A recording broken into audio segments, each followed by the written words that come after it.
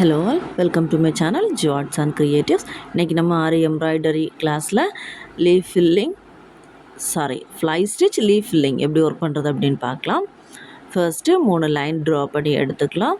அப்புறம் செகண்ட் லைன்லேருந்து ஒர்க்கை ஸ்டார்ட் பண்ணலாம். கிளாத்தோட அடிப்பக்கத்துலேருந்து த்ரெட்டை வெளியே எடுத்து ஃபர்ஸ்ட் லைனில் போட்டு ஒரு ஸ்டிச் கொடுத்துட்டு செகண்ட் லைனில் வந்து ஒரு லாக் ஸ்டிச் கொடுக்குறோம். அப்புறம் தேர்ட் லைனில் போயிட்டு திரும்பவும் செகண்ட் லைனில் வந்தே ஒரு லாக் ஸ்டிச் கொடுக்குறோம். இதே ஒர்க்கை தான் கண்டினியூ பண்ணுறோம். நம்ம ஃப்ளை ஸ்டிச் பண்ணது மாதிரியே தான்.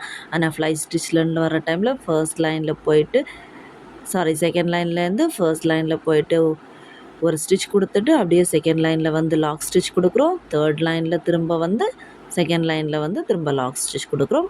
அப்புறம் பக்கத்தில் ஒரு சின்ன செயின் ஸ்டிச் கொடுப்போம். ஆனால் இந்த லீஃப் ஃபில்லிங் ஒர்க் பண்ணுற டைமில் பக்கத்தில் கொடுக்குற செயின் ஸ்டிச் செகண்ட் லைனில் போட வேண்டாம், லாக் ஸ்டிச் மட்டும் போட்டால் போதும். அதாவது செகண்ட் லைன்லேருந்து த்ரெட்டை வெளியே எடுத்து ஃபர்ஸ்ட் லைனில் போயிட்டு ஃபர்ஸ்ட் லைன்லேருந்து திரும்ப செகண்ட் லைன் வந்து ஒரு லாக் ஸ்டிச், அப்புறம் செகண்ட் லைன்லேருந்து தேர்ட் லைன் போயிட்டு திரும்ப பேக்கில் செகண்ட் லைன் வந்து அதில் ஒரு லாக் ஸ்டிச் கொடுத்து ஒர்க்கை முடிக்கிறோம். இது நான் உங்களுக்கு ஜஸ்ட்டு ட்ரா பண்ணி காமிக்கிறேன் பாருங்கள். செகண்ட் லைன்லேருந்து ஃபர்ஸ்ட் லைன் போட்டு திரும்ப செகண்ட் லைன், தேர்ட் லைன் போயிட்டு திரும்ப செகண்ட் லைன்லேயே லாக் பண்ணி முடிக்கிறோம். அப்புறம் ஒரு லீஃப் ஷேப்பில் எப்படி ஃபில் பண்ணுறது அப்படின்னு உங்களுக்கு காமிக்கிறேன். ஒரு லீஃப் ஷேப் ட்ரா பண்ணிக்கிட்டு அதில் ஃபர்ஸ்ட் ஒர்க் வந்து நடுவில் வச்சுருக்க லைன்லேருந்து அந்த எண்டில் போயிட்டு ஒர்க் பண்ணுறோம். அப்புறம் ஒவ்வொரு வாட்டியும் சென்டர் லைனில் வந்து லாக் போட்டுக்கிட்டு ஒரு வாட்டி லெஃப்ட் சைடில் ஒரு வாட்டி ரைட் சைடில் அப்படி இங்கே நேர் லைன் ட்ரா பண்ணோம். அந்த இதில் லீஃப் ஷேப்பில் ஒர்க் பண்ணி ப்ராக்டிஸ் பண்ணிக்கிறோம். அவ்வளோதான். ரொம்பவே ஈஸியான ஒர்க் தான். நீங்கள் வீடியோவை கிளியராக பார்த்தீங்கன்னா உங்களுக்கு ஈஸியாகவே அண்டர்ஸ்டாண்ட் ஆகும். அப்புறம் உங்களுக்கு இந்த வீடியோ பிடிச்சிருந்தால் லைக் பண்ணுங்கள். உங்களுக்கு ஏதாவது டவுட்னாலும் ஏதாவது சஜஷன் உண்டுன்னா கமெண்ட் பண்ணுங்கள். அப்புறம் ஆரி ஒர்க்கில் இன்ட்ரெஸ்ட் உள்ள உங்களுக்கு தெரிஞ்சவங்களுக்கும் வீடியோவை ஷேர் பண்ணி விடுங்க. அப்புறம் சேனலை சப்ஸ்கிரைப் பண்ணி வச்சுக்கோங்க. உங்களுக்கு இந்த டியூட்டோரியல் வீடியோஸ், ஆரி, ஹேண்ட் எம்ப்ராய்டரி இது மாதிரி உள்ள வீடியோஸ் எல்லாம் சேனலில் இருக்கும். இன்ட்ரெஸ்ட் உள்ளவங்க பார்த்துக்கலாம். இதுக்கு மேலே உள்ள வீடியோஸும் இன்னும் வரும். அப்போ நீங்கள் சேனலை சப்ஸ்கிரைப் பண்ணி பெல் பட்டன் ப்ரெஸ் பண்ணி வச்சுருந்தீங்கன்னா உங்களுக்கு நோட்டிஃபிகேஷன் வரும். அப்பப்போ நீங்களும் பார்த்துக்கலாம். அப்புறம் கிளாஸில் ஜாயின் பண்ணி கற்றுக்க இன்ட்ரெஸ்ட் உள்ளவங்க கிளாஸில் ஜாயின் பண்ணி கற்றுக்கோங்க.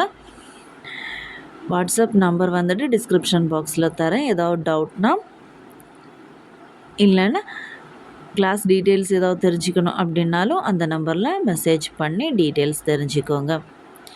அப்புறம் நம்ம சில்க் த்ரெட்டில் ஒர்க் பண்ணுற டைமில் ரொம்பவே கவனமாக ஒர்க் பண்ணணும். நம்ம டபுள் ஸ்டாண்ட்ஸாக எடுத்துருக்கிறதுனால சிலர்களை த்ரெட்டு கட்டாகவோ இல்லை நூல் பிரிஞ்சு வர்றது மாதிரி இருக்கும். அது நம்ம ஒரு வாட்டி பிரிஞ்சு வர்றது மாதிரி இருந்ததுன்னா நம்ம கிளாத்தோட அடிப்பக்கத்தில் கையில் பிடிச்சிருப்போம் இல்லையா, அந்த த்ரெட்டை லூஸ் பண்ணி விட்டு கடைசியாக போட்ட ஸ்டிச்சை ரிமூவ் பண்ணிவிட்டு திரும்ப ஒர்க்கை கண்டினியூ பண்ணணும். இல்லைனா நூல் கட் ஆகிறதுக்கு வாய்ப்பு இருக்குது. நம்ம கீழே உள்ள த்ரெட்டை வந்து டைட்டாக பிடிச்சி இழுத்துட்டோன்னா கட் ஆகி போயிடும். அதனால நம்ம ஒரு வேளை நூல் பிரிகிறது மாதிரியோ இல்லை டைட்டாக ஏதாவது மாட்டிக்கிறது மாதிரியோ தோணுச்சு அப்படின்னா நம்ம கடைசியாக போட்ட ஸ்டிச்சஸை கொஞ்சம் பிரிச்சுட்டு அதுக்கப்புறம் ஒர்க்கை கண்டினியூ பண்ணணும். அப்போ நூல் கட் ஆகாமடிக்கு வரும். ஒர்க்கும் ஃபினிஷிங் நீட்டாக இருக்கும்.